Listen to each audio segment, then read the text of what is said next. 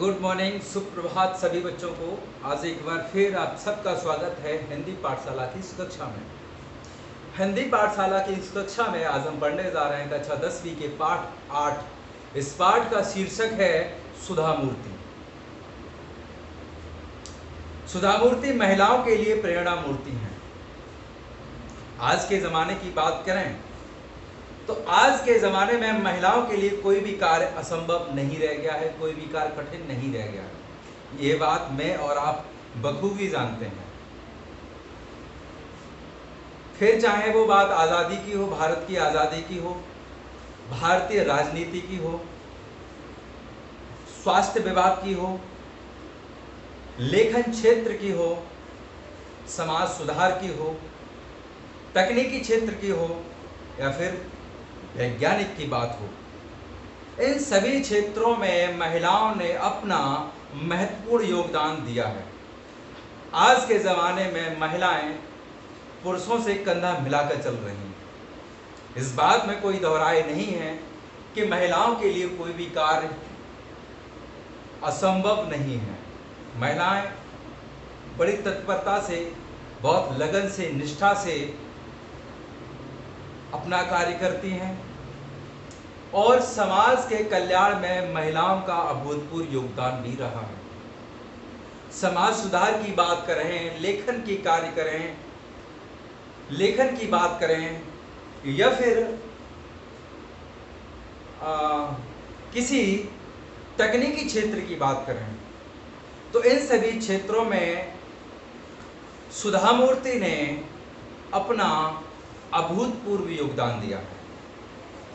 सुधा मूर्ति महिलाओं के लिए प्रेरणा का स्रोत हैं, प्रेरणा की एक मूर्ति है। आज हम इस पाठ में पढ़ने जा रहे हैं सुधा मूर्ति जी को। सुधा मूर्ति ने अपने जीवन में किन किन कठिन परिस्थितियों का सामना किया, अपने साहस के बल पर सुधा मूर्ति ने समाज के लिए, भारतवर्ष के लिए और विशेषकर महिला समाज के लिए एक आइकन के रूप में कार्य किया, एक प्रेरणा स्रोत का कार्य किया। आज यही सब हम इस पाठ में पढ़ने जा रहे हैं। इतिहास के पन्नों को अगर उठा के देखा जाए तो इतिहास के पन्नों में हम कहीं ना कहीं ये अवश्य पाते हैं कि महिलाओं को बराबरी का अधिकार नहीं दिया गया था। भारत की आज़ादी के बाद आने वाली सरकारों ने सभी क्षेत्रों में महिलाओं की भागीदारी को सुनिश्चित किया और महिलाओं ने भी बहुत मेहनत और शिद्दत के साथ सभी कार्य क्षेत्रों में काम भी किया। ऐसे कई उदाहरण हैं हमारे पास, ऐसी कई महान नारियों के नाम हैं हमारे पास जिन्होंने भारत के इतिहास में स्वर्णिम अक्षरों में अपना नाम दर्ज किया, अपने बलबूते पर, अपने सामर्थ्य पर और अपनी निष्ठा और लगन के साथ। ऐसी कई महान नारियां हुई हमारे भारतवर्ष में, जैसे कल्पना चावला जी, सुचेता कृपलानी, प्रतिभा देवी पाटिल जो कि भारत की पहली महिला राष्ट्रपति भी रही, इंदिरा गांधी जी, मैरी कॉम आप बखूबी जानते हैं, किरण बेदी महिला आईपीएस, और भारत की आज़ादी में अपना अभूतपूर्व योगदान देने वाली झांसी की रानी लक्ष्मीबाई, मदर टेरेसा। इन्होंने समाज कल्याण के लिए, समाज सेवा के लिए अपना जीवन समर्पित कर दिया। वछेंद्री पाल, ऐसी कई महान नारियां हैं जिनका उदाहरण हमारे सामने प्रस्तुत है, जिनसे हमें सीख लेनी चाहिए।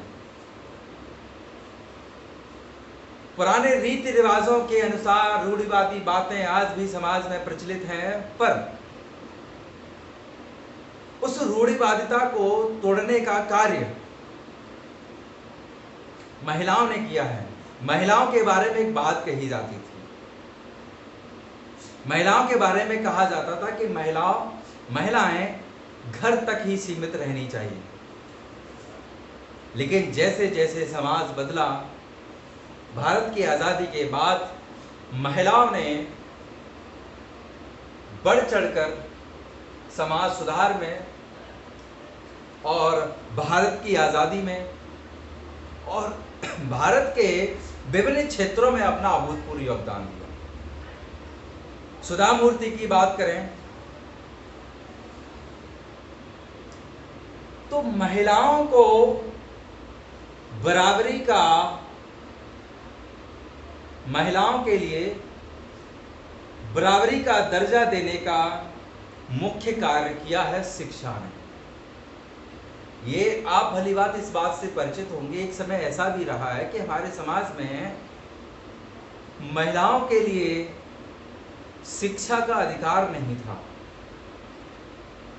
परंतु धीरे धीरे सरकारों ने, राजनीति दलों ने, समाज सुधारकों ने शिक्षा जगत में महिलाओं की भागीदारी सुनिश्चित की। आप सावित्रीबाई फुले से भलीभांति परिचित होंगे। सावित्रीबाई फुले ने पहला विद्यालय खोला था महिलाओं के लिए। महिलाओं को पढ़ाने का कार्य उन्होंने पहली बार किया था, ये पहली महिला थी। समाज के पुरुष वर्ग के द्वारा उन पर बहुत कीचड़ उछाला गया, बावजूद इसके सावित्रीबाई फुले ने अपना कार्य जारी रखा। तो चलिए हम पाठ पर आते हैं और सुधा मूर्ति के जीवन के बारे में आज हम पढ़ेंगे कि किस प्रकार सुधा मूर्ति ने समाज सुधार के कार्य किए, किस प्रकार उन्होंने लोगों की मान्यताओं को छिन्न भिन्न कर दिया। लोग जो मानते थे कि महिलाएं पुरुषों के बराबर नहीं हो सकती, उनके इस धारणा को गलत ठहराने का कार्य किया सुधा मूर्ति जी ने और अन्य भारत की महान नारियों ने। स्त्रियों को पुरुषों के बराबर ही शिक्षा एवं विकास के अवसर आज उपलब्ध हैं। आज वे प्रत्येक क्षेत्र में काम कर रही हैं और कुशलता भी प्राप्त कर रही हैं। इसलिए लिंग और जातिभेद महिलाओं के विकास में आड़े नहीं आना चाहिए। महिलाओं की सहभागिता सुनिश्चित होना ही चाहिए। प्रस्तुत पाठ में वर्णित सुधा मूर्ति के विभिन्न कार्यों को यहां सिद्ध किया जाता है। बात उस समय की है, सन 1974 की बात है। बेंगलुरु में बहुत गर्मी पड़ने लगी थी। भारतीय विज्ञान संस्थान के परिसर में गुलमोहर के बड़े बड़े वृक्ष लाल रंग के फूलों से लदे झूम रहे थे। कंप्यूटर विभाग की कक्षा समाप्त कर एक छात्रा हॉस्टल की ओर जा रही थी। उसकी दृष्टि नोटिस बोर्ड पर लगे एक विज्ञापन पर पड़ती है, एडवर्टाइजमेंट जो होता है। यह विज्ञापन प्रसिद्ध ऑटोमोबाइल कंपनी टाटा, जो कि टेल्को के नाम से जानी जाती थी, उस पर नौकरी के दावेदारों के लिए एक इस्तेहार था, एक विज्ञापन था, एक एडवर्टाइजमेंट था। कंपनी को, यानी कि टेल्को कंपनी को, जो कि टाटा के नाम से जानी गई, उस कंपनी को योग्य एवं परिश्रमी इंजीनियरों की आवश्यकता थी। तब मान्यता ये थी कि इंजीनियर पद पर महिलाएं कार्य नहीं कर सकती, और इसी भ्रांति को दूर किया सुधा मूर्ति जी ने। वो हम आगे पढ़ेंगे कि किस प्रकार सुधा मूर्ति ने उस धारणा को छिन्न भिन्न कर दिया, किस प्रकार इस धारणा को सुधा मूर्ति ने गलत ठहराया कि इंजीनियर पद पर महिलाएं नियुक्त नहीं की जा सकती। तो जब सुधा मूर्ति की नजर उस विज्ञापन पर पड़ती है तो चौंकाने वाली बात थी कि छोटे अक्षरों में एक अंतिम पंक्ति लिखी थी। बहुत ही छोटे छोटे अक्षरों में विज्ञापन के अंत में एक पंक्ति लिखी थी, जिस पंक्ति पर लिखा गया था कि महिला उम्मीदवार आवेदन न करें। सुधा मूर्ति को ये बात पची नहीं। उन्होंने कहा कि महिला उम्मीदवार आवेदन क्यों नहीं कर सकती? महिलाओं क्या किसी से कम है? क्या महिलाएं मेहनत नहीं कर सकती? क्या महिलाएं परिश्रमी नहीं होती हैं? ये बात सुधा मूर्ति को पची नहीं और सुधा मूर्ति ने उस भेदभाव के प्रति एक ठोस कदम उठाया। वो ठोस कदम क्या था? सुधा मूर्ति एक बार नहीं, सुधा मूर्ति ने उस विज्ञापन की अंतिम पंक्ति को एक बार नहीं अपितु 2 बार पढ़ा। हाँ, यही तो लिखा था कि महिला उम्मीदवार आवेदन न करें। उसे नौकरी की कोई आवश्यकता नहीं थी, क्योंकि उसे विदेश से स्नातकोत्तर परीक्षा के बाद रिसर्च की डिग्री के लिए छात्रवृत्ति मिलने की पेशकश हो चुकी थी। यानी कि उन्हें सुधा मूर्ति जी को विदेश जाने का और वहां पर रिसर्च की डिग्री के लिए छात्रवृत्ति मिलने की पेशकश हो चुकी थी। यानी कि सुधा मूर्ति को टेल्को कंपनी में इंजीनियर पद के लिए जो आवेदन था उसकी सुधा मूर्ति को कोई आवश्यकता नहीं थी। वह स्वयं भी विदेश जाकर उच्च शिक्षा प्राप्त करना चाहती थी, परंतु यहाँ ये भेदभाव देखकर स्त्री और पुरुषों के मध्य जो भेदभाव है, जो कि विज्ञापन में स्पष्ट रूप से लिखा गया था कि महिला उम्मीदवार ना करें, ये बात उन्हें नागवार गुजरी और सुधा मूर्ति ने ठान लिया कि हमारे भारतवर्ष में ही महिलाओं और पुरुषों में इस प्रकार का भेदभाव है। तो पहले सुधा मूर्ति ने अपनी ये जिम्मेदारी समझी कि पहले अपने ही देश से इस प्रकार का भेदभाव मिटाया जाए। और स्त्री पुरुष में इतनी असमानता की बात देखकर, ये भेदभाव देखकर सुधा मूर्ति ने इस भेदभाव को, इस असमानता को समाप्त करने का निश्चय कर लिया। सुधा मूर्ति अपनी कक्षा में हमेशा प्रथम आती थी और कंप्यूटर विभाग की कक्षा में पुरुष सहपाठियों में अकेली लड़की भी थी। योग्य थी, परिश्रमी थी और सुधा मूर्ति ने सोचा कि नहीं, उन्हें कुछ तो करना ही होगा। किसके लिए? इस भेदभाव को समाप्त करने के लिए, इस असमानता को मिटाने के लिए। जो स्त्री और पुरुष के मध्य जो भेदभाव है, जो सदियों से जो चला आ रहा है, जो दशकों से चला आ रहा है, इस भेदभाव को समाप्त करने का उन्होंने प्रण ले लिया।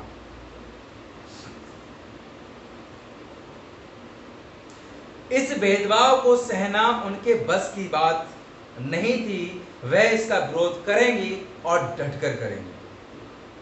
उसने अपनी डायरी में आवश्यक सूचनाएं लिखी और तेजी से हॉस्टल की ओर चल दी। सुधा मूर्ति ने निश्चय किया कि वह टेल्को कंपनी के सर्वोच्च अधिकारी को सूचित करेंगी, उन्हें सूचना देंगी कि उनकी कंपनी में इस प्रकार का अन्याय कर रही है। यानी कि टेल्को कंपनी का जो मुख्य अधिकारी है, उसको इस बात से सूचित करना है कि आपकी कंपनी इस प्रकार का भेदभाव कर रही है, इस प्रकार की असमानता आपकी कंपनी में है। उसे उस सर्वोच्च अधिकारी का नाम मालूम नहीं था। यानी सुधा मूर्ति को टेल्को कंपनी के सर्वोच्च अधिकारी का नाम पता नहीं था। केवल इतना पता था कि टाटा समूह के प्रमुख जो हेड हैं वो जे.आर.डी. टाटा हैं। सुधा मूर्ति के लिए इतना ही काफी था। सुधा मूर्ति ने एक पोस्ट कार्ड लिया और जे.आर.डी. टाटा को संबोधित करते हुए लिखा कि आपने भारत में लोहा इस्पात, रासायनिक पदार्थ, कपड़ा, मशीनों के बड़े बड़े उद्योग लगाए हुए हैं। भारतीय विज्ञान संस्थान की स्थापना में बढ़ चढ़कर आपका योगदान रहा है। सौभाग्य से मैं भी उसी संस्थान में पढ़ रही हूँ।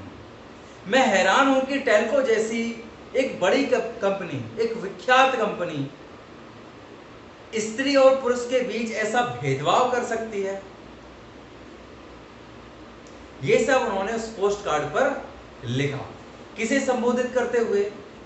टेल्को कंपनी के प्रमुख जे.आर.डी. टाटा को संबोधित करते हुए उन्होंने ये पत्र लिखा। तकरीबन 10 ही दिन में कंपनी ने उन्हें तार भी भेजा। कंपनी के खर्चे पर उन्हें पूना शहर में साक्षात्कार यानी कि इंटरव्यू के लिए उपस्थित होने के लिए सूचना दी गई। आवश्यक तैयारियों के साथ वह लड़की यानी कि सुधा मूर्ति जी पूना पहुंची। साक्षात्कार यानी कि इंटरव्यू आरंभ हुआ। काफी तकनीकी प्रश्न पूछे गए जिनका सही उत्तर सुधा मूर्ति देती गई। तभी एक बुजुर्ग सज्जन ने स्नेहमयी वाणी में बहुत प्रेम पूर्वक सुधा मूर्ति से कहा कि तुम जानती हो कि हमने विज्ञापन में लिखा था कि महिला उम्मीदवार न भेजें। ऐसा क्यों लिखा था? क्योंकि यहाँ फैक्ट्री में मुख्य कार्यस्थल पर किसी महिला की नियुक्ति नहीं होती है। तुम्हारी जैसी मेधावी लड़कियों को अनुसंधान शालाओं में जाकर कार्य करना चाहिए। उस सज्जन व्यक्ति का कहना था कि फैक्ट्री के मुख्य कार्यस्थल पर काफी शारीरिक और मानसिक रूप से दक्ष होना आवश्यक है और यही कारण है कि विज्ञापन में लिखा गया था कि महिला उम्मीदवार आवेदन न करें। और यहां तक कि उस वृद्ध सज्जन ने सुधा मूर्ति को सुझाव भी दे डाला कि आप जैसी मेधावी छात्राओं को अनुसंधान शालाओं में कार्य करना चाहिए। लेकिन हमें कहीं ना, सुधा मूर्ति जी उस वृद्ध की बात सुनकर कहती हैं कि लेकिन हमें कहीं ना कहीं से तो शुरुआत करनी ही होगी। इस भेदभाव को खत्म करना ही होगा, नहीं तो कभी भी कोई महिला आपकी फैक्ट्री में कार्य नहीं पाएगी। सुधा मूर्ति ने यह बात बहुत दृढ़ता से रखी। एक लंबे साक्षात्कार इंटरव्यू के बाद अंत में उस वृद्ध सज्जन ने मुस्कुराते हुए कहा कि ठीक है, यह शुरुआत तुमसे ही की जाती है। और फिर उस वृद्ध सज्जन ने सुधा मूर्ति को बधाई भी दी। सुधा मूर्ति की दृढ़ता को देख, सुधा मूर्ति के टैलेंट को देखकर उस वृद्ध सज्जन ने सुधा मूर्ति को इंजीनियर पद के लिए स्वीकार कर लिया और उन्हें उस बात के लिए बधाई भी दी। टेल्को यानी कि टाटा में इंजीनियर पद पर नियुक्त यह प्रथम महिला इंजीनियर थी, जिनका नाम था सुधा कुलकर्णी। सुधा कुलकर्णी का विवाह टेल्को में ही कार्यरत श्री नारायण मूर्ति के साथ हुआ। 8 वर्ष तक टेल्को को अपनी सेवाएं देने के बाद सन 1982 में उन्होंने अपने पद से त्यागपत्र दे दिया और बेंगलुरु में अपने पति श्री नारायण मूर्ति के साथ इन्फोसिस कंपनी की शुरुआत की। उन्होंने एक कंपनी खोली जिसका नाम है इन्फोसिस कंपनी।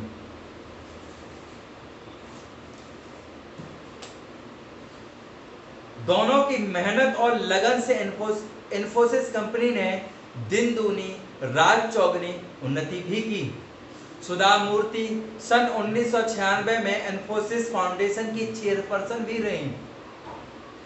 इस फाउंडेशन के माध्यम से वे सामाजिक विकास के अनेक कार्य कर रही थी। सामाजिक विकास से तात्पर्य समाज सुधार के लिए उन्होंने कई कार्य किए। समाज सुधार के लिए प्रश्न आ जाता है कि सुधा मूर्ति के द्वारा, सुधा कुलकर्णी जी के द्वारा समाज कल्याण के लिए, समाज के विकास के लिए क्या क्या कार्य किए गए। तो उन कार्यों की चर्चा हम यहां करने वाले हैं। उन्होंने कर्नाटक राज्य के सभी सरकारी स्कूलों में एक कंप्यूटर और लाइब्रेरी की योजना बनाई और उसे कार्यरूप भी दिया।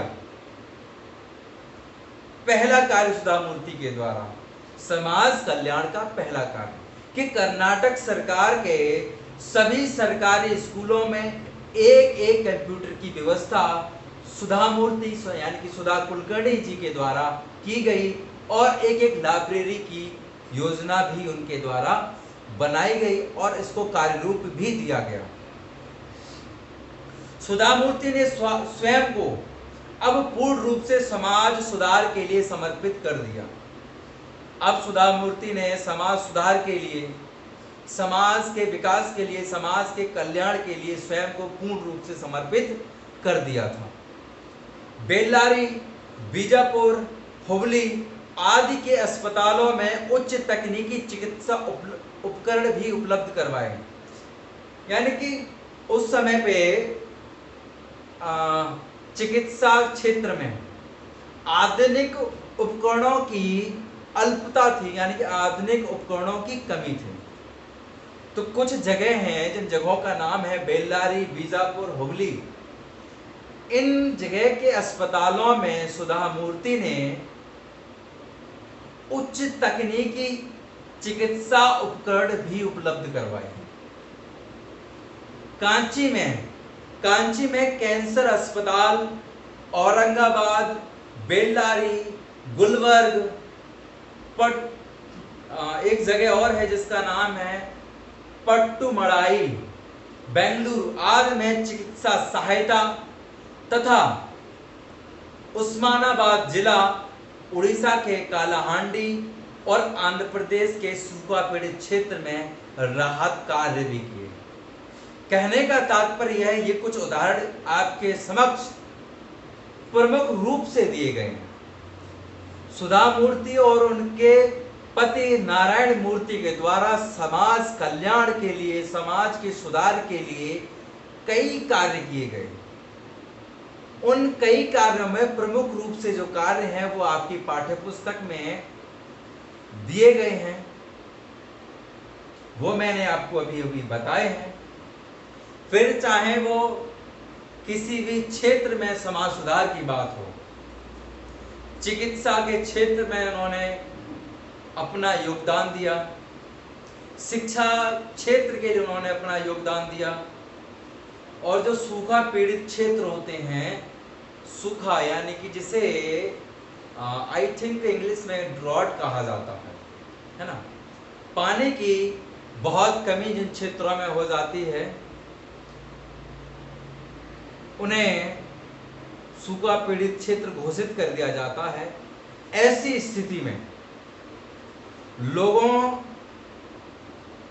को पानी उपलब्ध नहीं हो पाता, पानी की बहुत कमी हो जाती है, और यही पानी की कमी होने के साथ साथ यानी कि जो फसलें हैं होती हैं उन पर भी बहुत बड़ा दुष्परिणाम देखने को मिल जाता है। फसलों को अगर पानी नहीं मिलेगा, फसलें सूख जाएंगी, फसलें सूखेंगी तो किसान भाइयों को नुकसान होगा, यानी कि उनकी जो आय है, किसान भाई जो कि कृषि पर पूर्ण रूप से आधारित हैं, उनकी जीविका वहां से चली जाती है, तो उनके लिए भोजन का भी प्रबंध नहीं हो पाता है, पानी का प्रबंध नहीं हो पाता है, रोजगार कम हो जाते हैं, और यहाँ तक कि जो औद्योगिक कंपनियां जो होती हैं वहां पर भी समस्याएं खड़ी हो जाती हैं। यानी कि जो सूखा पीड़ित क्षेत्र होते हैं वहां पे लोग अपनी जीविका नहीं चला पाते, और पानी की कमी के कारण, फसल की कमी के कारण जीना उनके लिए दुष्कर हो जाता है। तो ऐसे क्षेत्रों में भी सुधा मूर्ति ने बढ़ चढ़कर अपना योगदान दिया।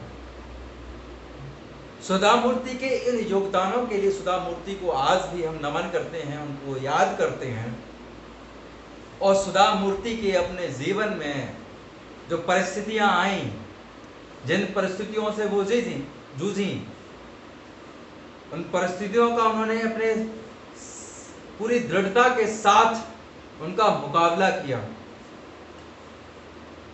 एक ऐसे समाज में रहकर जहां महिलाओं के लिए कम आंका जाता है, महिलाओं को सारी सुविधाएं नहीं मिल पाती जो पुरुषों को मिलती हैं, तो ऐसी परिस्थितियां होने के बावजूद भी अपने आप को इस मुकाम तक लेके जाना, ये अपने आप में एक बहुत बड़ी बात है, बहुत गौरव की बात है। इसीलिए सुधा मूर्ति को महिलाओं के लिए प्रेरणा मूर्ति कहा जाता है, प्रेरणा का स्रोत कहा जाता है। उन सुधा मूर्ति से हम सबको शिक्षा लेनी चाहिए। उनके अथक सुधा मूर्ति के अथक प्रयास से कर्नाटक के 800 से अधिक गांवों में कंप्यूटर शिक्षा पर 1 करोड़ रुपया लगाया गया और 3000 से अधिक पुस्तकालय भी खोले गए। यानी कि जो मूलभूत आवश्यकताएं होती हैं समाज की, उन मूलभूत आवश्यकताओं की पूर्ति की सुधा मूर्ति ने। वो मूलभूत आवश्यकताएं कौन कौन सी? सबसे पहले मूलभूत आवश्यकता होती है एक समाज की, वो है शिक्षा। तो सुधा मूर्ति ने शिक्षा के लिए कार्य किया,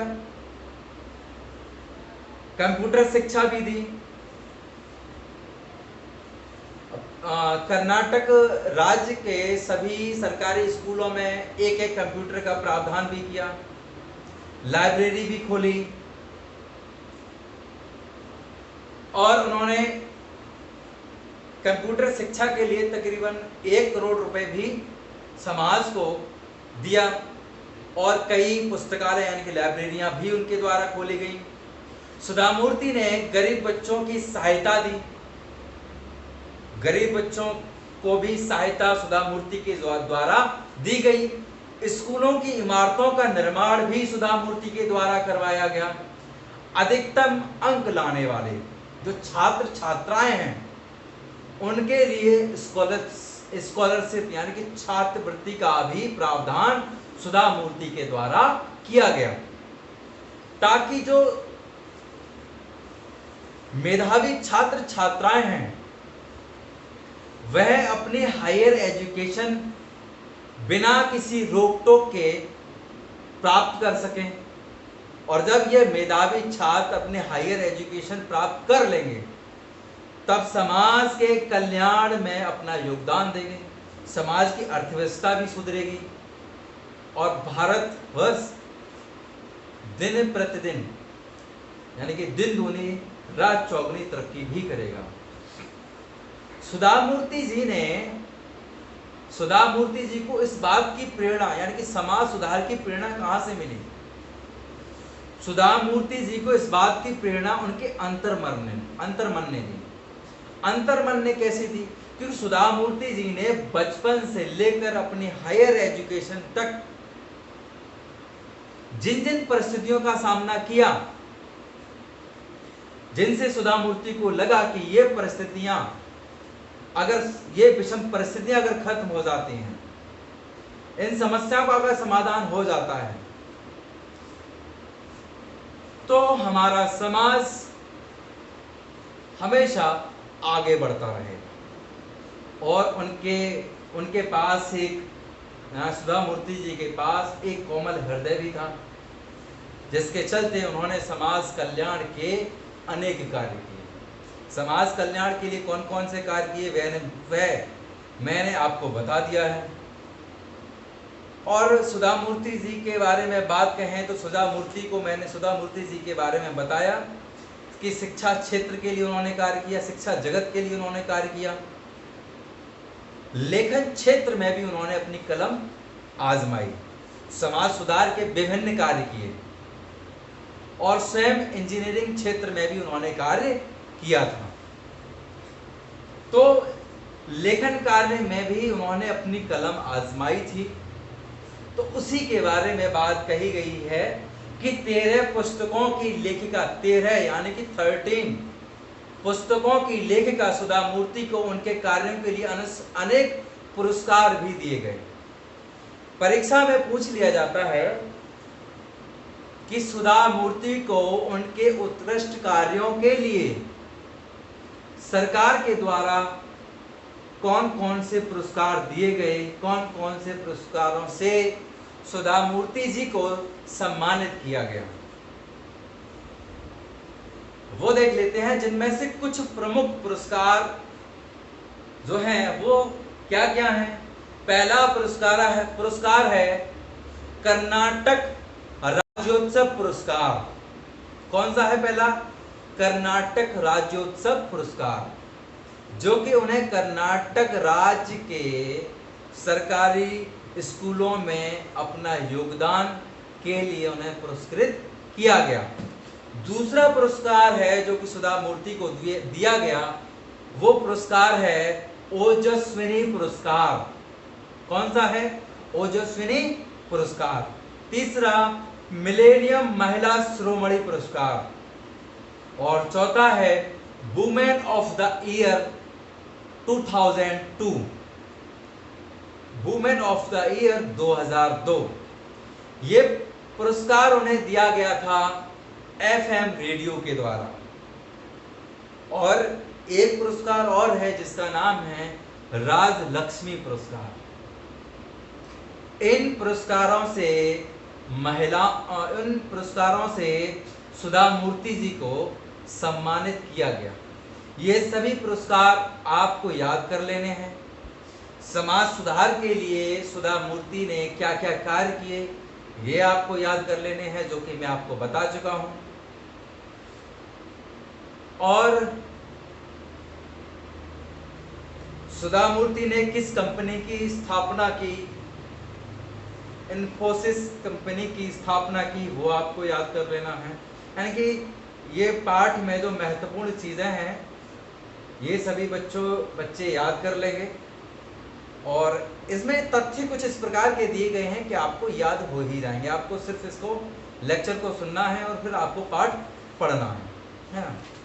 चलिए आगे देखते हैं। सुधा मूर्ति ने अपनी उपलब्धियों से महिलाओं का मार्ग प्रशस्त किया। मैंने कहा ना कि सुधा मूर्ति महिलाओं के लिए प्रेरणा मूर्ति रही। महिलाओं के लिए उन्होंने मार्ग भी प्रशस्त किया।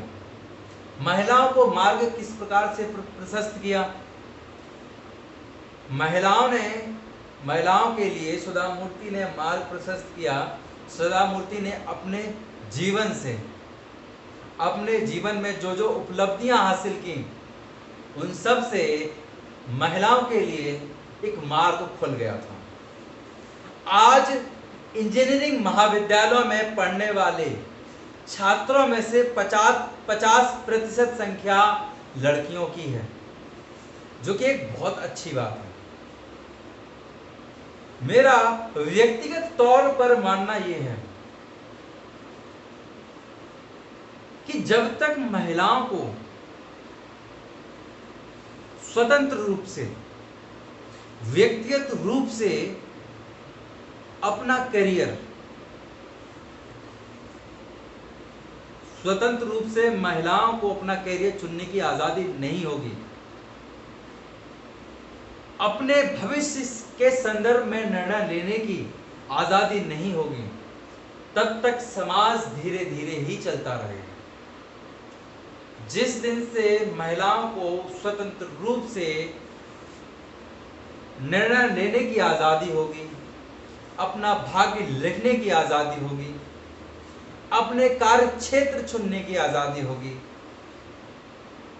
मैं यकीनन मैं कह सकता हूं कि हमारा समाज बहुत तरक्की करेगा।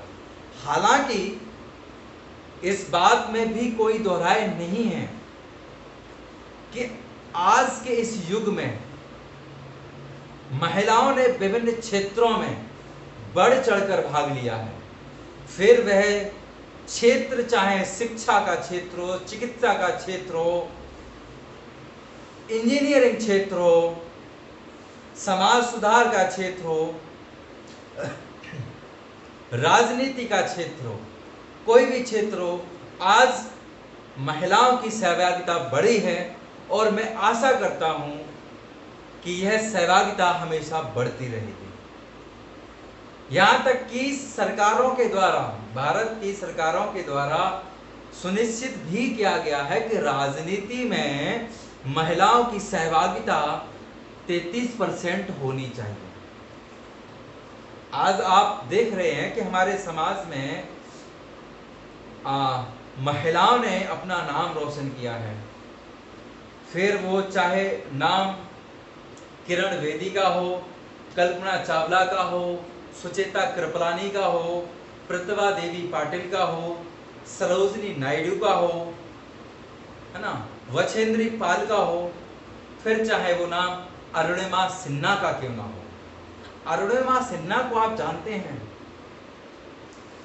अरुणिमा सिन्हा वो महिला हैं जिन्होंने भारतवासियों का, विशेषकर महिलाओं का नाम रोशन किया है। कैसे? किन्हीं कारणों के चलते अरुणिमा सिन्हा ने अपना एक पैर गवा दिया था, उनका एक पैर कट गया था। एक पैर कटने के बाद भी अरुणिमा सिन्हा ने हार नहीं मानी। उन्होंने साहस के साथ एक ऐसा अनोखा कार्य करके दिखा दिया जो कि असंभव सा प्रतीत होता है, लेकिन अरुणिमा सिन्हा ने उसे कार्य रूप दिया। वो कार्य कौन सा था? एक पैर न होने के बाद भी अरुणिमा सिन्हा ने एवरेस्ट पर फतेह हासिल की थी। एवरेस्ट जो कि सबसे ऊंची चोटी है,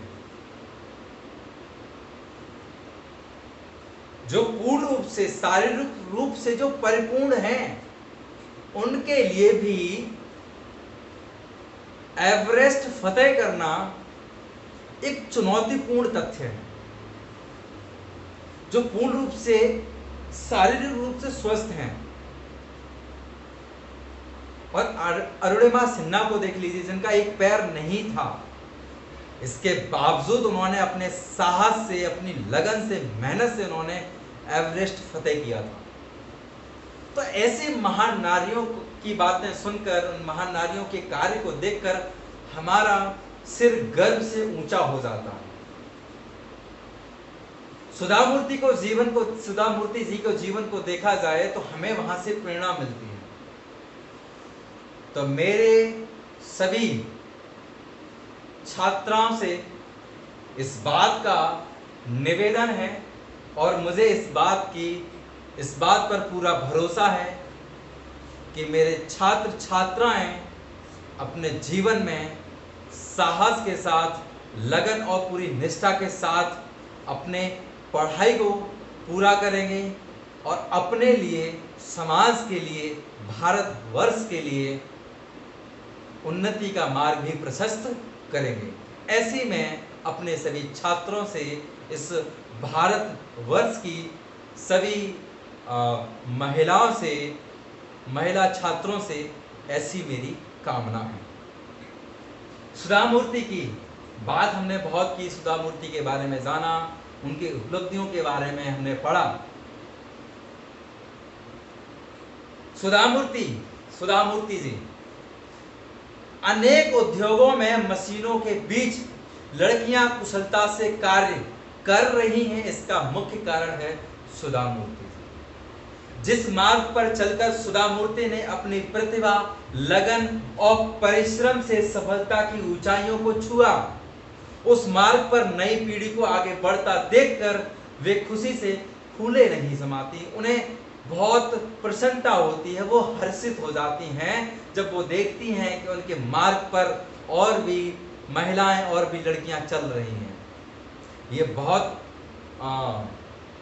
हर्ष की बात है, जो मार्ग आपने लोगों को दिखाया है, जो साहस का पाठ आपने महिलाओं के लिए सिखाया है, उस मार्ग के लिए, आपके साहस के लिए, आपके समाज सुधार की भावना के लिए मैं नतमस्तक हो जाता हूँ। महिलाओं की सफलता पर सुधा मूर्ति कह उठती हैं कि हमारा मार्ग कठिन अवश्य है, किंतु चलना बहुत जरूरी है। महिलाओं को प्रेरित करने के लिए सुधा मूर्ति जी ने कहा कि हमारा मार्ग कठिन अवश्य है, किंतु चलना बहुत जरूरी है। महिलाओं के लिए किसी क्षेत्र में काम करने में कई समस्याओं का सामना करना पड़ता है, कई विषम परिस्थितियां उनके सामने आ जाती हैं। आज कहीं ना कहीं हमारे क्षेत्र में महिलाओं को आज भी कम आंका जाता है, उनकी दक्षता पर, उनकी काबिलियत पर, उनके साहस पर प्रश्न चिन्ह खड़े किए जाते हैं। लेकिन फिर भी महिलाएं बिना डरे, बिना संकोच किए, साहस के साथ अपने कार्यों को अंजाम देती हैं और स्वयं को साबित भी करती हैं। सुधामूर्ति जी ने कहा कि हमारा मार्ग कठिन अवश्य है, किंतु चलना बहुत जरूरी है। तो निरंतर आपको चलते रहना है, समस्याओं का समाधान पूरे साहस के साथ करते जाना है और स्वयं को और समाज को आगे बढ़ते जाना है। महिलाओं के बारे में एक बात और कही जाती है, लड़कियों के बारे में एक बहुत बात मेरे दिल को छू जाती है, मेरे दिल के बहुत करीब है ये पंक्ति, जिस पंक्ति में कहा गया है कि अगर आप एक पुरुष को शिक्षा देंगे तो स्वयं सिर्फ एक पुरुष पढ़ता है। अगर आप किसी लड़की को, महिला को अगर शिक्षित करेंगे तो वह पूरे परिवार, उसका पूरा परिवार शिक्षित होता है, उसकी पूरी पीढ़ियां शिक्षित होती हैं। ये बात 100% सत्य है, क्योंकि महिलाओं के लिए कार्य करना, महिलाएं सुबह उठकर अपने परिवार के लिए भोजन का प्रबंध करना, अपने बच्चों को स्कूल के लिए तैयार करना, उन्हें स्कूल भेजना, उसके बाद स्वयं किसी कंपनी में, सरकारी क्षेत्रों में अपना काम करना, उसके बाद घर पर आकर अपने पूरे परिवार को चलाना, अपने बच्चों को अच्छी शिक्षा, अच्छे संस्कार देना, ये काफ़ी कठिन बात है। फिर भी महिलाएं अपनी इस जिम्मेदारी को बखूबी निभा रही हैं।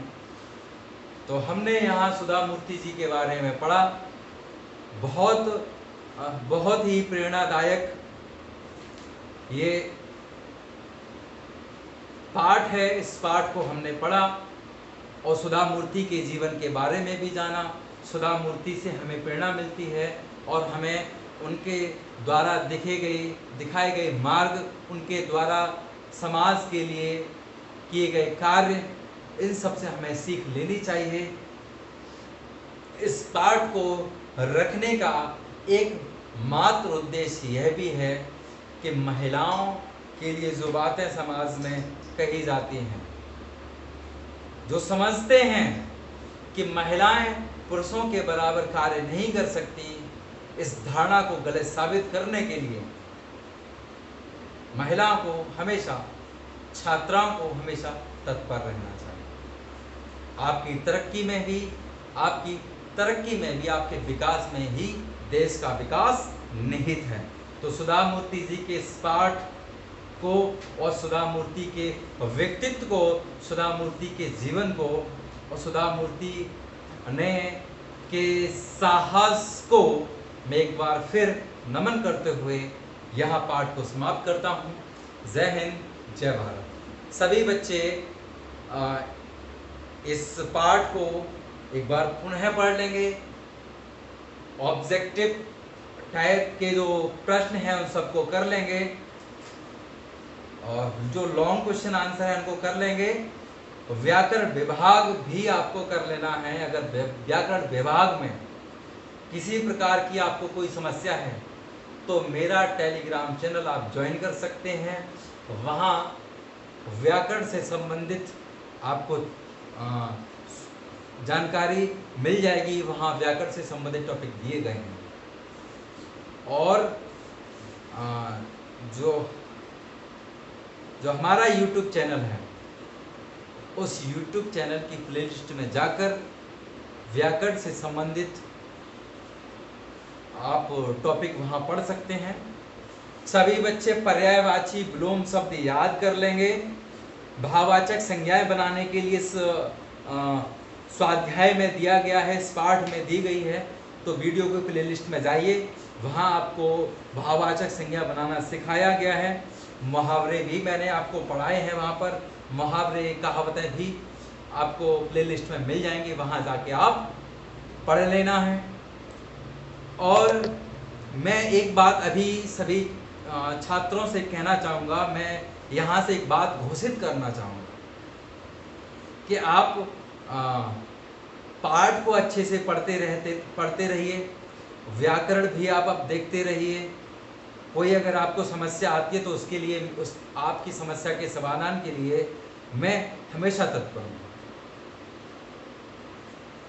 मैं कुछ समय के बाद एक प्रश्न पत्र आप सबके समक्ष लाने वाला हूँ। वो प्रश्न पत्र होगा व्याकरण से संबंधित। उस प्रश्न पत्र में आपको ऑब्जेक्टिव प्रश्न दिए जाएंगे। उन ऑब्जेक्टिव प्रश्नों में आपको संज्ञा से संबंधित टॉपिक मिलेंगे, समास से संबंधित टॉपिक मिलेंगे, पर्यायवाची शब्द मिलेंगे, विलोम शब्द मिलेंगे, मुहावरे कहावतें वहां आपको मिलेंगे। यानी कि व्याकरण विभाग के जो मुख्य टॉपिक हैं, उन टॉपिकों से आपको वहां प्रश्न देखने को मिल जाएंगे। तो हालांकि मैंने परीक्षा की तिथि अभी मैं घोषित नहीं कर रहा हूं, लेकिन आपको अभी से बताना उचित है, क्योंकि आप उसकी तैयारी करते रहिए। परीक्षा की तिथि जो घोषित करूंगा मैं, वह परीक्षा से तकरीबन 15 दिन पहले मैं आपको बता दूंगा। तो सभी बच्चों से मेरा यही कहना है कि निरंतर तौर पर पढ़ते रहिए। निरंतर तौर पर पढ़ने का तात्पर्य है यानी प्रत्येक दिन आपको पढ़ना है, एक दिन भी छोड़ना नहीं है। फिर चाहे वह हिंदी विषय हो, अंग्रेजी विषय हो, साइंस हो, गणित हो या सामाजिक विज्ञान हो, पूरी लगन और निष्ठा के साथ आप पढ़िए। चलिए, यहाँ मैं आपको ये पाठ समाप्त करता हूँ। आशा करता हूँ आप सभी बच्चे स्वस्थ होंगे, और साथ में ये भी आशा कर रहा हूँ कि आप पूरी लगन और निष्ठा के साथ पढ़ रहे होंगे। चलिए, आगे भी ये क्रम जारी रखिए। धन्यवाद।